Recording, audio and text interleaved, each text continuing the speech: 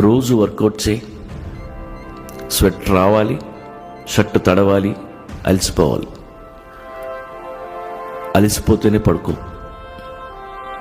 పసి పిల్లాళ్ళ నిద్రపో. దేనికి భయపడద్దు. భయపడితే కిడ్నీస్ ఎఫెక్ట్ అవుతాయి. ఎక్కువ వర్రీ అయితే స్టమక్ అప్సెట్ అవుద్ది.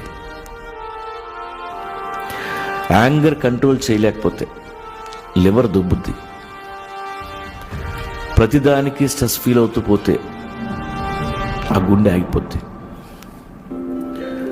కామ్గా ఉండటం నేర్చుకో.